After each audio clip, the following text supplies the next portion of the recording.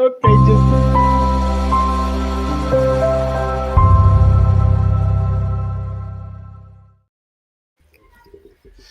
good afternoon, everyone. Welcome to another edition of Weekly Check-In Life Unscripted. The crew's out here. The crew's out here. So I'll start with myself introducing. I am Ernest James. I am a podcaster, a speaker, and a author. And my mission is to help people to deal, heal, and fulfill, to deal with their problems, to heal from their pain, and to fulfill their purpose. Thank you guys for tuning in to Life Unscripted. And we'll just go around. Veronica, how you doing today? I'm fine. How about yourself? I am good. Introduce yourself to our listeners. Hi, my name is Veronica White. I have a nonprofit. It's called Help from a Sister, where we cater to single parents that have a child on the autism spectrum. We provide tools, techniques, and resources to help them transition from where they are to where they want to be. All right. Francis, how you doing today? Hello, like I said earlier, I'm doing better, thank you. My name is Francis Hawkins. I'm with Primerica Financial Services, where we educate on life insurance and investments, preparing the future for the right type so you'll be better prepared, not to go back to work during retirement, but to be able to enjoy your golden years. All right. And last but not least, we have Miss Keisha. How you doing, Keisha? I am doing wonderful, wonderful, wonderful. It's good to be back on here with everybody again for this week. Just to let the audience know, my name is Keisha L. Blair. I go by Keisha the Electrician. I am a corporate trainer, workshop facilitator, and also an advocate for the skilled trades. And my podcast, I'm a podcaster, podcast host of Alpha Intuition, where I help people to become the CEO of their lives. All right. So again, thank you. Everybody is here. The gang's out here. So this month, I was going to say this week, but we already in March, y'all. Jeez Louise. So we're already in March. And so this month is, I want to make sure I'm saying right. Is it Women's Month or Women's in the Trades Month? It's Women's History Month, and this is Women in Construction Week of the Women's History Month. So the entire month of March is Women's History Month. Well, I would like to intervene a little bit. We have several different things going on this month, not just Women History Month is one of it. I think that's the seventh, but we have a huge amount that probably later that we can, fill in the rest of the month with, but it's a lot. Okay. Yeah. So one of the things that we talked about was that we wanted to address this week was definitely acknowledging Women History Week, but the month we wanted to bring on different women in different areas of the building trade. So we really wanted to, we really wanted to approach the building trades. I'm not a woman. but I have been a bricklayer for 20 something years. I forget how long at this point, and have worked with an array of women in the trades, which was kind of different for me in the earlier years, just to see how vast and different spaces that I worked with different women in, and I thought it was cool.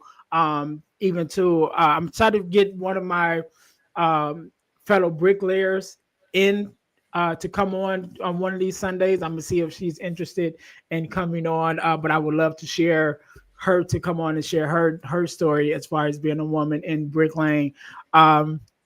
But I think it's an amazing thing as I got into the construction field overall and began to meet different women in the trades. I thought it was an amazing thing. So I'm gonna share my friend's whole story just in case she does come on. But I do remember when I first signed up to be a bricklayer, we have a part of our introduction that's called the hands-on.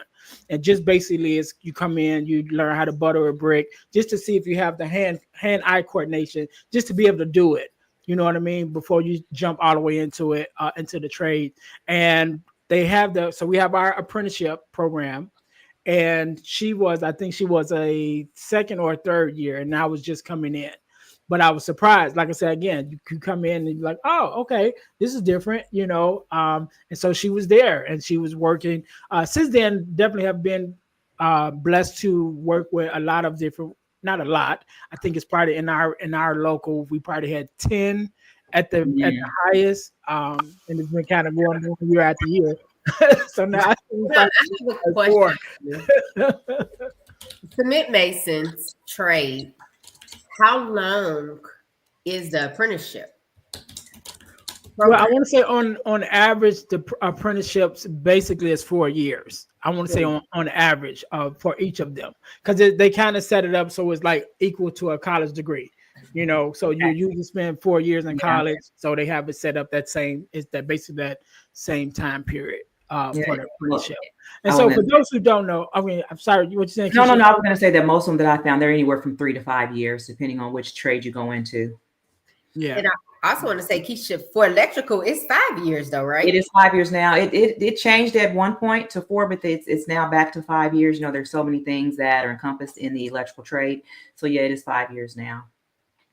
Yeah, and so just for those who don't know, the building trades have a apprenticeship program, and what an apprenticeship program is, it allows you to learn your trade on the job, right? And so it allows you to sign up. You work alongside, other professionals in your trade, and basically you have some classroom experience that you have to do some things in the class, but most of the time you're actually on the job training, and so you're learning in real time as you're working.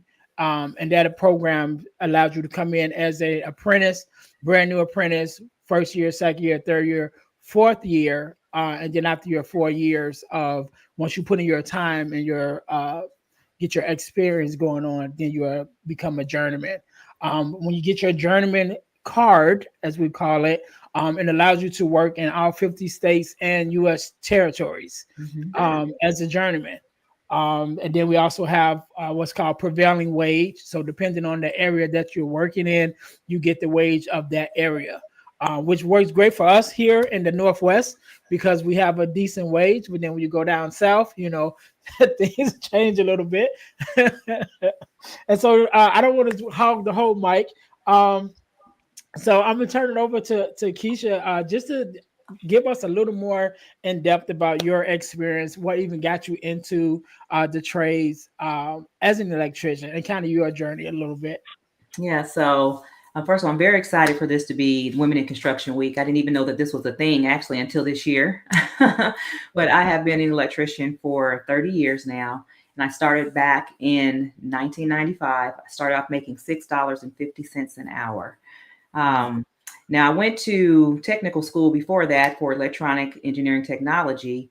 Didn't complete my program. My older brother, he is an electrician, Earl Bowen in Los Angeles, California. I think he's out of local in Pasadena. And he told me about the apprenticeship program. I was at the time in Memphis, Tennessee. So I looked up the IBW, which is local 474, and to see how I could apply.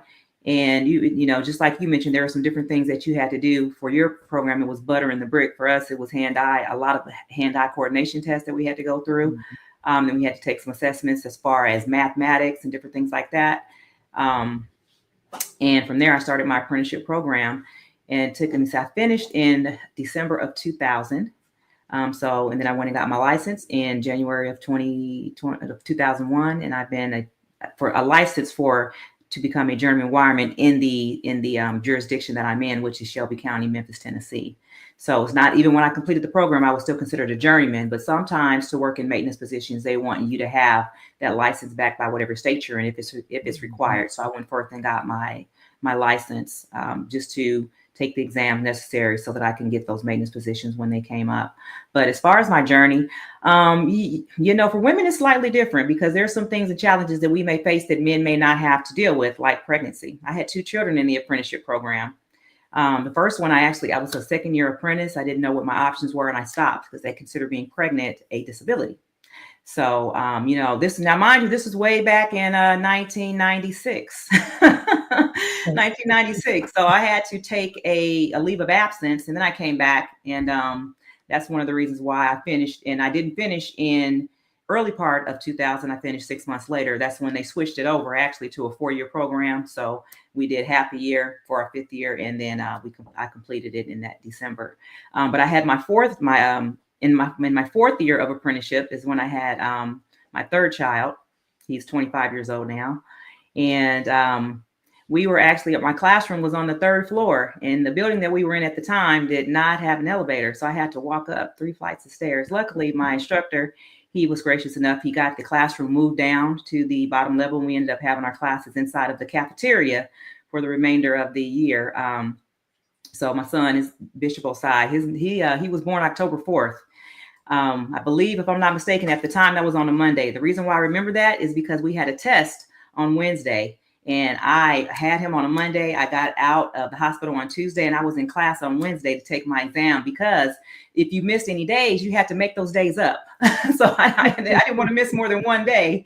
And they were just like, when I walked into class, they're like, "Oh my God, what happened to your stomach?" I said, "Well, he's at home now, So at the time, he's at home, so I got to get back.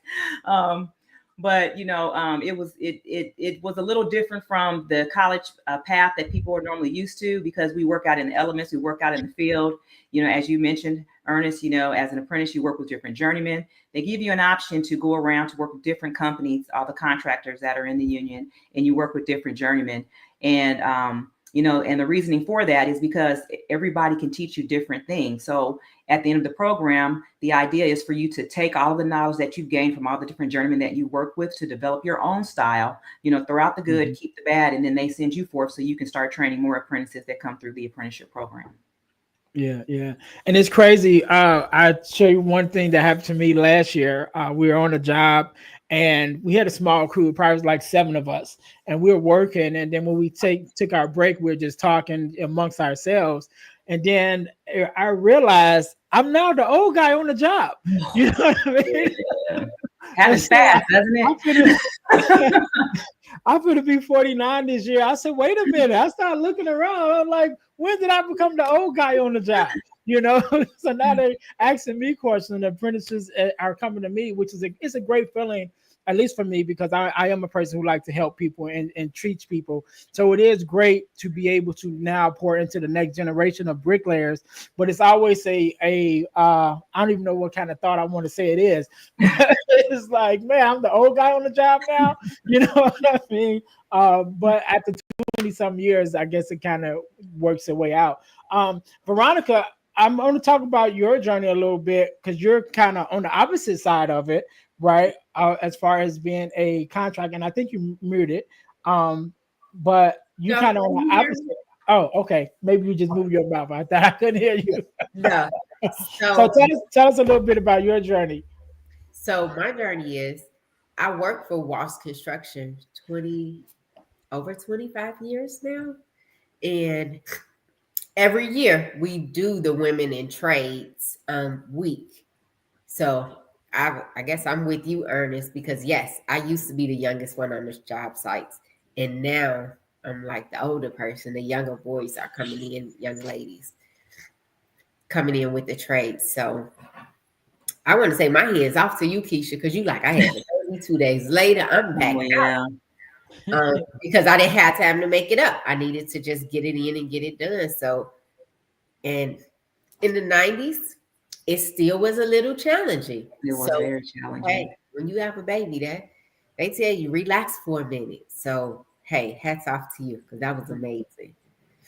Yeah, I was determined. I didn't want to miss any days from school, and I wanted to make sure that, I showed up, because the first time, I had to take a year off, and I didn't want to miss any days to where it would have caused me to go back and to have to repeat that same year. So I was determined, and I was just like, I'm just going to, I just did like Nike. I'm just going to do it. So I didn't even try to think about it. Now that I think about it, it's like, I wouldn't advise anybody to do that, because your body is still healing, you got stuff you have to do. But at the time, it was a non-negotiable for me. Yeah. Correct. And then I was looking up the stats, because I speak to girls about the skilled trades, and there are still less than 4% of women who are in skilled trades collectively. Correct. Yeah. And I want to say you are working on a plan to help bridge the gap, or to invite more people to learn about the trades, So therefore they can get into it, because most women look at like, no, that's what men do. Yeah. No, we can also get Mm-hmm. into it. Flaggers, electricians, cement masons, laborers, iron workers. So I have a young Mhm. lady, Jess. I want to reach out to her to see which week she's coming on to share some information. But she's an iron worker in the trade. Yes. Yeah.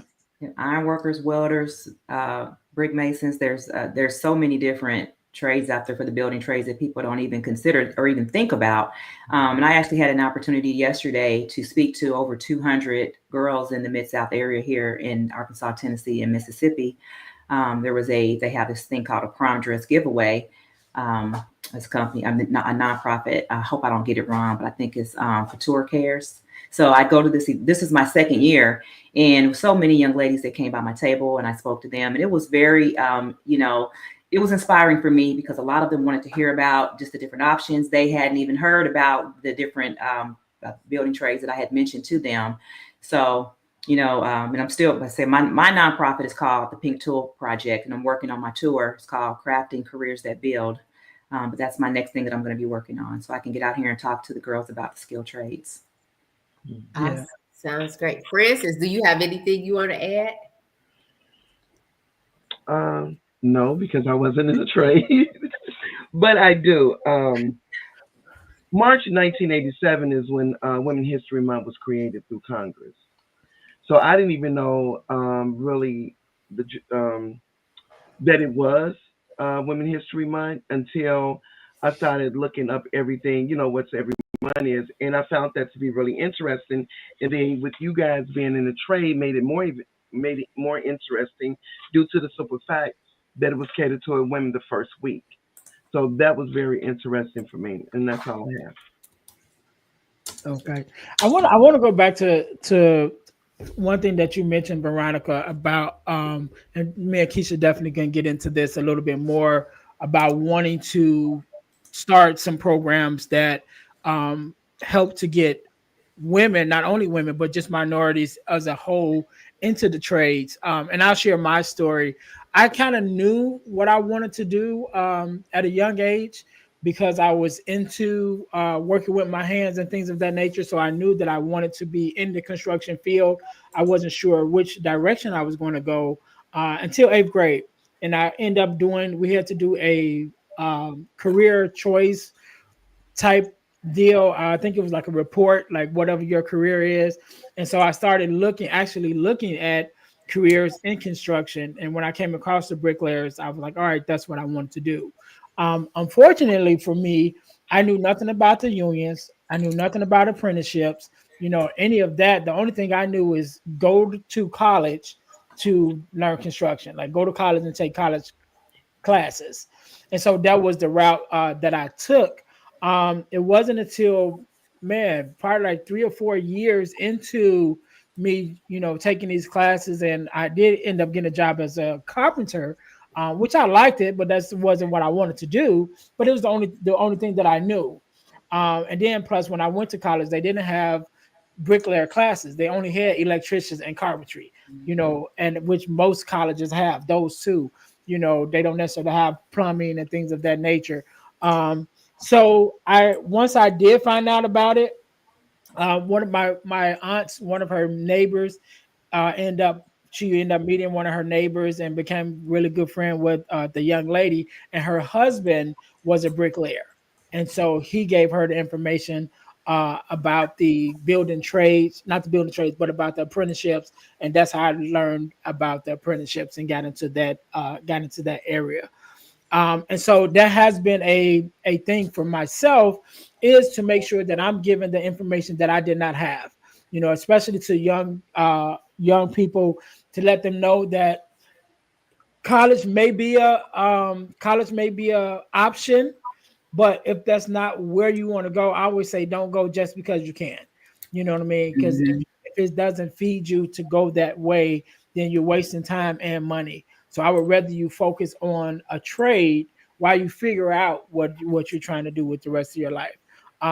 So Keisha, a little bit, share us a little bit about your story. I know you mentioned about your brother being into the electricians, but what was your interest your interest story to either make you take interest in it to become it, and then kind of that journey and why is it now important to you to share this information with the other young ladies that come behind you? Well, I know somebody asked me when did I get into maintenance, and I'm going to say I was like probably 6 or 7 years old because I used to help my brother and my uncle to build go-karts and take apart stuff, put radios in their car and different things like that. So I've always been interested and intrigued by, taking things apart and putting things together. And then one thing I love is electrical storms. I love to watch lightning bolts, to in the middle of the rain and hit the ground. I love it. I love it. So, I went to ICT for electrical engineering technology, and I did not complete that program. I went back afterwards and finished it, but I didn't complete it. And then my brother, he actually he told me about the IBW. So when I was 20 years old, and that's what made me look it up. And I thought about it. I'm like, okay, that's interesting. It wasn't on the same line as electronics. So I've always had a dream of going to MIT, which is not, I haven't given up on that dream, but I settled on ITT at the time. Not, so when I got into the electrical field, I'm going to say, honestly, my first day on the job, I thought to myself, what did I get myself into? My back was hurting. I had to stand up for 10 hours a day. I was like, oh my God, this is just crazy. But I stuck with it. And I'm really glad that I did because it's helped me to have the life that I have now, to provide for my children. And I use it as a stepping stone and not a plateau. I even went back to school and got my IT degree, information technology. Went back and first I got my associates in computer networking systems. Then I got my bachelor's in information technology. Right now working on my master's in information systems. And I've also gotten certifications in instrumentation. So, I used all of that to make myself marketable. And, so when I go and apply for positions at certain places, I know that in my mind, I know that I have the job because I know that I have the backing. I have not only the knowledge and the skill, but I also have the understanding of the field that I'm working in. Yeah, that is amazing.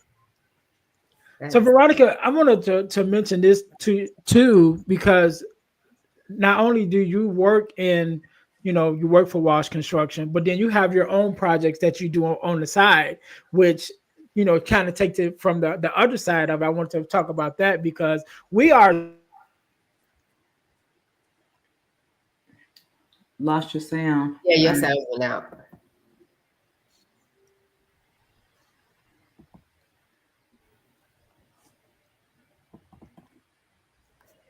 Okay, so while we're getting his sound back, he wanted me to share a little about the construction industry from me being an investor and also purchasing, doing a fix and flip on properties. Mm-hmm. right. Now, I have not worked with women on a particular jobs yet, but it is for me a little challenging with me going out to have people give me quotes on different jobs I need them to go to do for me. Sometimes they assume that I don't have the knowledge, so they try to just tell me anything. And I'm like, no, I ain't going for that. This is the price I want to pay. Now you either meet my price or move along. So I have that confidence, one, because I do work in the construction industry and I've done several different projects. So it's like, no, I know what this job should be worth. And I understand each person has their own set prices, but don't try to get over on me because of that. It's just not going to work. So funny. Yeah, we have that happen often. And I'm gonna tell you what, honestly, where I see that at the most is like when I go get my car serviced. Or if I have a technician come to my house or something, and it's like I'm sitting there, it's like, and I'm not even gonna talk about what dealership it was, but I went somewhere that kept telling me about how I had to have my wheels aligned just because I got a whole new set of tires. And I'm like, okay, so tell me the reason why. Oh, because it's always good to get done. I'm like, so don't you balance the tires? And I'm asking all these questions and I'm thinking like, he's just trying to sell me a product. And I said, okay, well, let me drive on them. And if the alignment is off, which I knew it wasn't, I said, then I'll come back. But like, I'm not going to pay you $400 extra just to do something I know that I don't need. Whereas someone who may not have understood that, he was talking a good game to where I would have clearly given him more money just because, of the fear that, oh my God, I don't want my car to automatically be out of alignment just because I got new tires, So just something simple like that. That is, I can piggyback off that. That is so true. All I needed was a battery. It was just a battery. He probably sold you some blinker fluid. He tried. He came back with a bill He came back with that bill. That bill was like $900 and some dollars, and I started asking questions. I'm like, but what is the main problem that I'm having right now? Well, it's the battery. Well, give me the battery. I can worry about the other. And I did not have a problem after the battery was inserted at all. Nothing that was going on. So yeah, they try to get us when they see us coming. Yes. Mm-hmm. Yeah, yeah. So just and I want to just talk about this a little bit because we mentioned earlier um, about just in the workplace and um, Keisha, you even mentioned about, as apprentice, we come into these spaces and we're learning from the journeyman around us, right? So we're learning on the job, and we do get to bounce around. Most of us get to bounce around between companies. Usually working with the same people. I speak from the bricklayers. We're usually working with the same group of people, but just different companies. So Mm-hmm. it's kind of crazy. Like when something happens, and they'd be like, all right, like, let's say if we're working for one of the steel mills, they'd be like, all right, we're going to switch companies. We don't want to go with company A anymore. We're going to go with company B. Well, when you hire company B, they bring in all the same Same workers. people. Yeah, yeah. We have So to the go and only thing sign that's up. changing is Mhm. the letterhead on the company, but it's the same guys that's running the job and Pretty doing the work. much. So that always was funny to me. But I wanted to talk to you, Keisha, about just a little bit about your experience as coming in as a woman in the trade, because I know number one is a male dominated uh, field in construction. So that's one thing that even the Mhm. males have Yeah. issues with, with egos and dealing with each other, but then when you come in as a woman in the field, you have those that kind of look at you sideways a little bit just because you're a woman in the field. It's a little bit more different now because now there are so many women that's in the field now. But even coming in when you started, what was kind of your experience with just working with the different journeymen, and sometimes feeling like you may have had to, you know, um, prove yourself, sort of speak, on the job?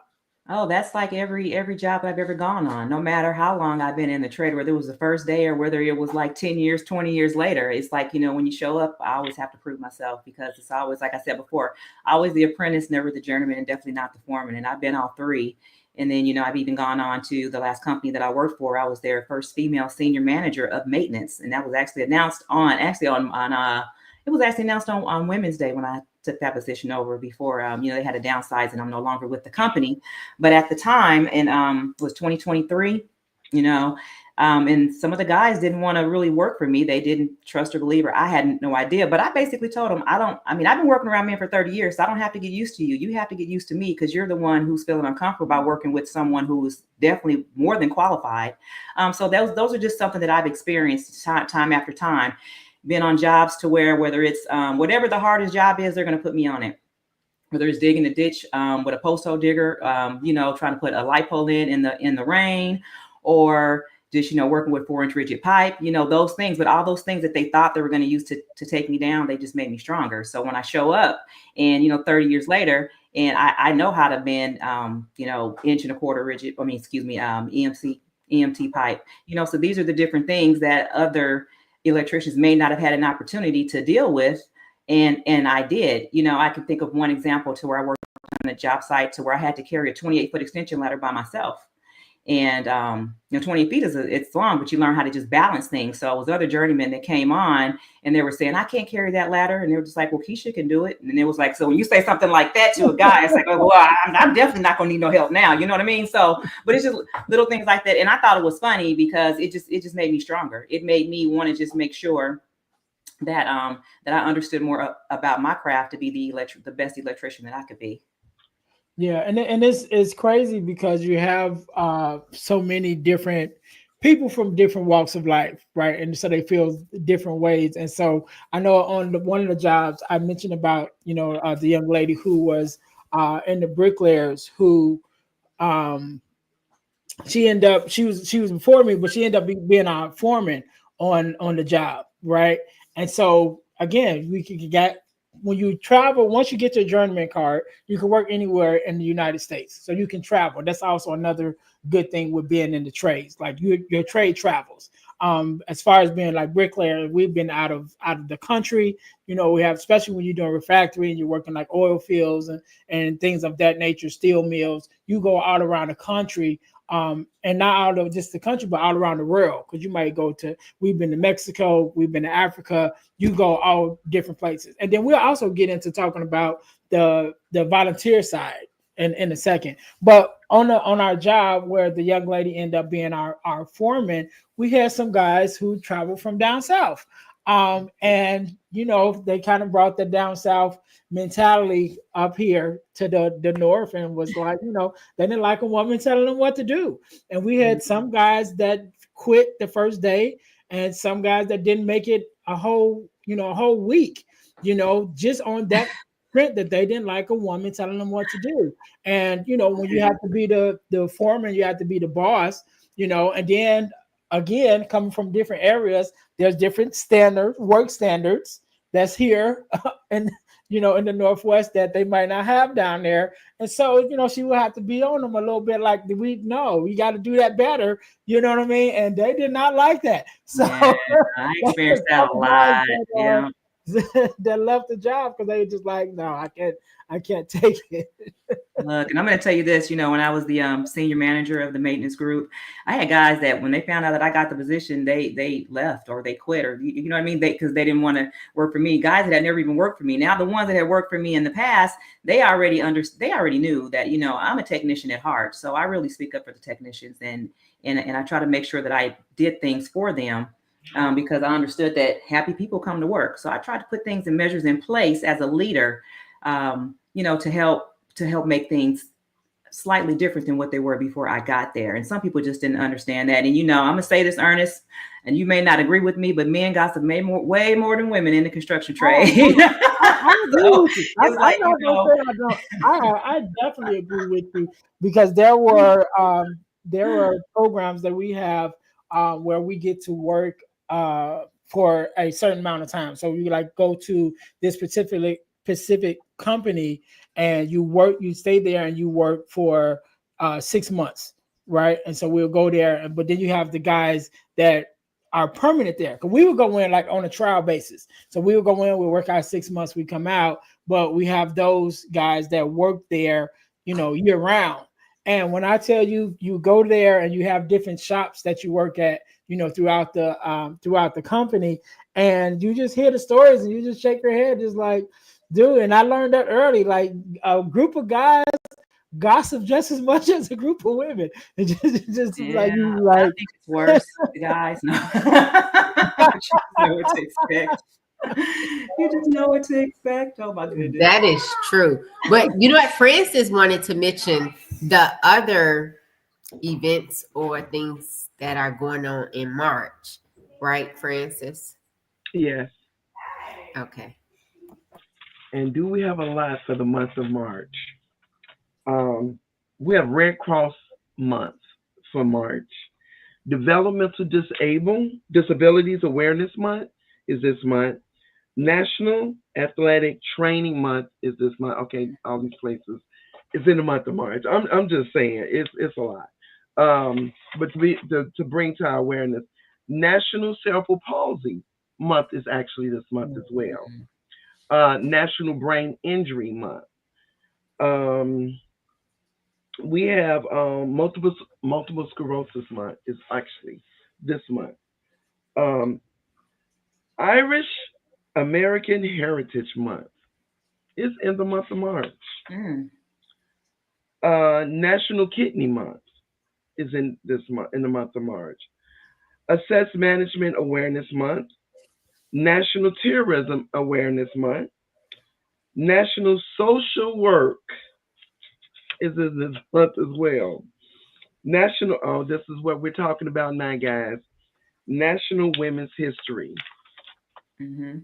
Um, some of these things are really funny in a way because I never would have thought of it and how it got, put in to be a month. But National Noodle Month is in the month of March. National Floor Month. A lot of people are going to love this. National Credit Education Month. Yeah. Oh, awesome. I'm gonna have to share some information about National Credit. Um, Okay. Even though we have all these things in March, and I'm gonna let you Yeah. finish, Mhm. our focus would be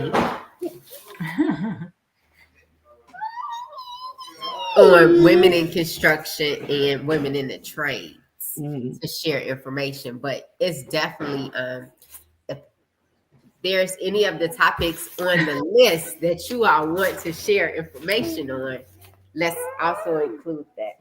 I'm gonna turn the mic back over because my grandbaby. Oh, it's okay. It's only just the rest of them is kind of like to me not as relevant as the others with the kidneys, the women history, and things like that. I think these are some that's kind of like far fetched. That was like, oh, let's make this, a month, and I could be done. So yeah, because the rest of it's talking about. Well, this is pretty good. National Cheerleader Safety Month. Mm, Because they've been thrown up in the air, tossed and turned, and that's things good. like that. Caffeine Awareness Month is this month.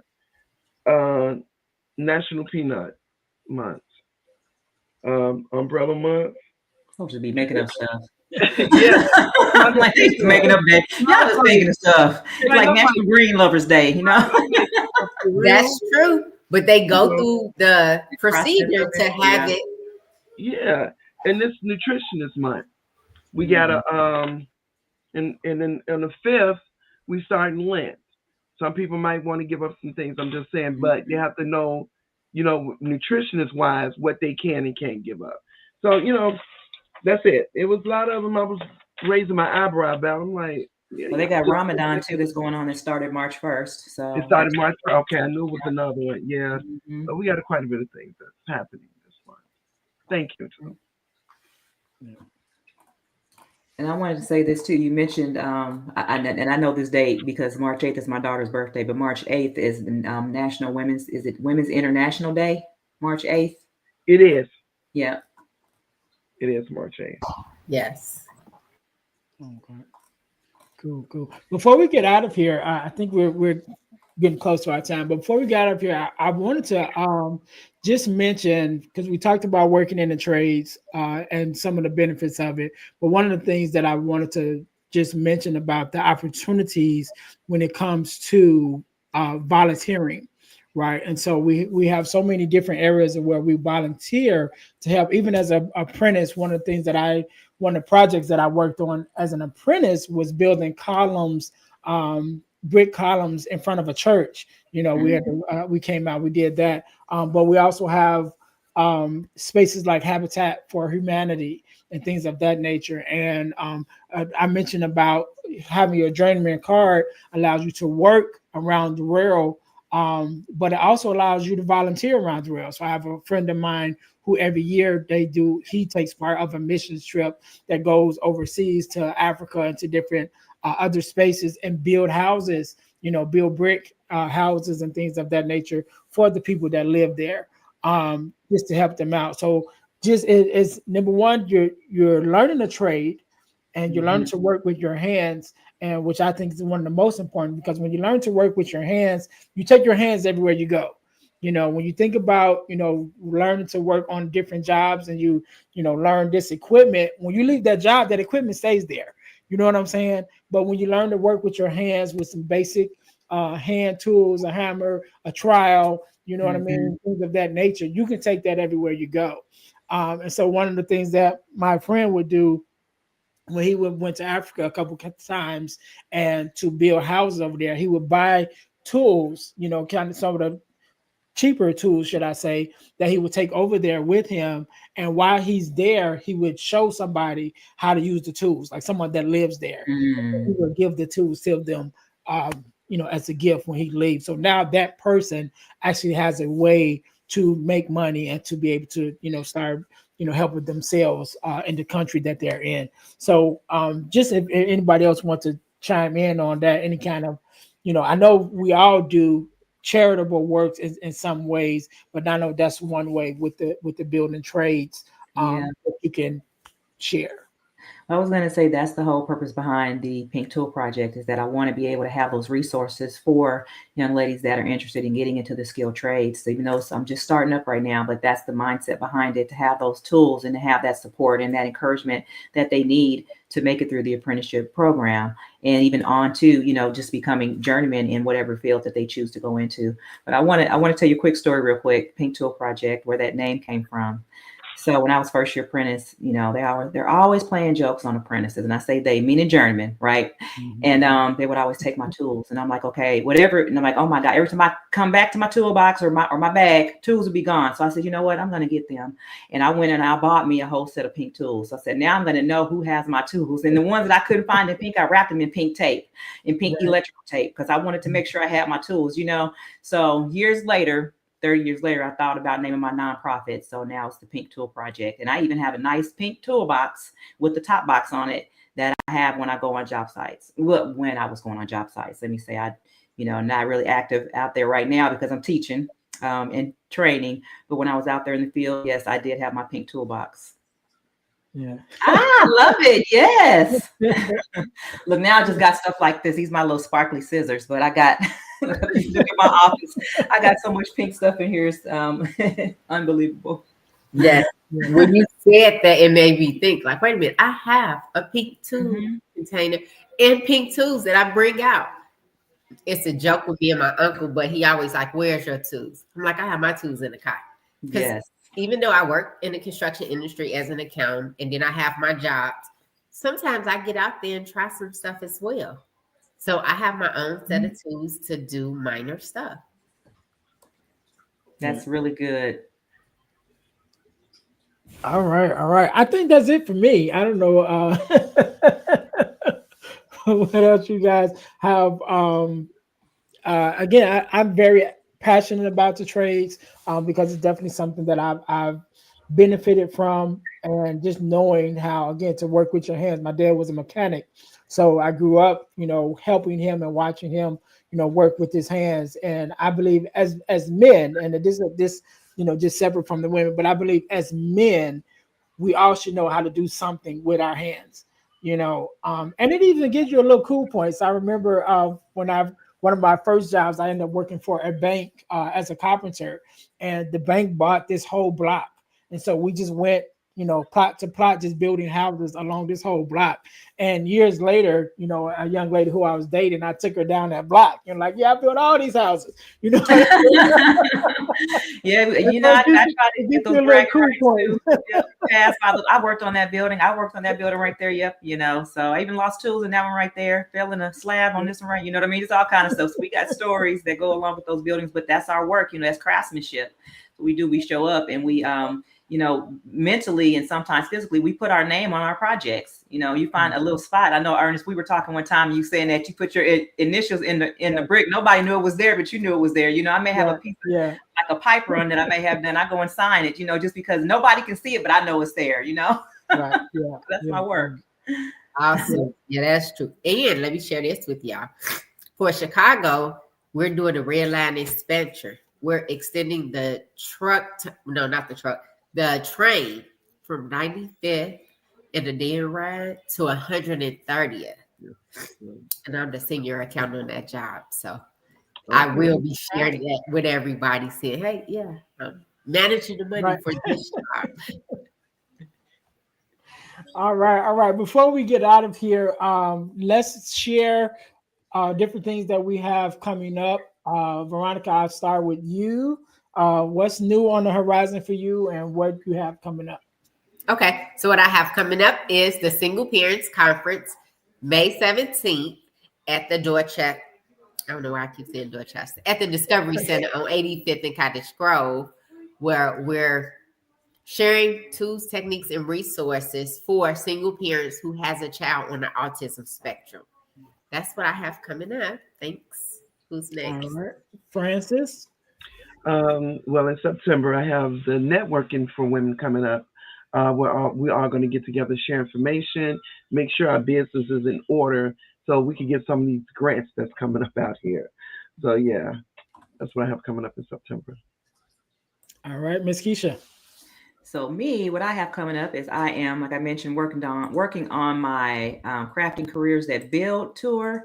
So if you are a decision maker and you are wanting me to come in and put this link in the chat, to come in and speak to your students, speak to your whatever it is, come in and speak to the children about the benefit of having a skilled trade under your belt. No pun intended. And that's what I'm working on right now. And then getting my Pink Tool project, bringing it to fruition. The website is there. It's under construction. It's being built. But if you have any information, you want me to give you some information, you can leave your information with me on that website, which is pinktoolproject.com. All right. And I have two things coming up that I'm working on. Working on doing a grief event. Hopefully, we can get it in the same month after the single parents conference. But we're working on those dates. But I also have the daddy daughter dance for dads and daughters of all ages that's coming in. I think it's June. It's the Sunday after Father's Day, not the Sunday after Father's Day, and which is going to be my first event that we're doing of that nature. And so I'm looking forward to that. So those two things that's coming up, as well as being a part of the single parents conference for the second year. Big props to us for even kicking it off last year. And well, even before last year, as we meet with our small entrepreneurs group with Veronica, we made the decision that we will no longer just meet just to be meeting, but we're going to start doing some things. And the first single parents conference was our first event that we did together. And so we're doing it again this year, as well as adding some other events. And I'm proud of us. We're doing our thing. I am as well. And Francis helped out a lot on that as well. So everybody in our group did. So yeah. All right. So that's it for me. So on my way out, I am Ernest James. I am a podcaster, speaker, and author. And my mission is to help people to deal, heal, and fulfill, to deal with your problems, to heal from the pain, and to fulfill your purpose. All right. You want me to go next? I'm Keisha L. Blair.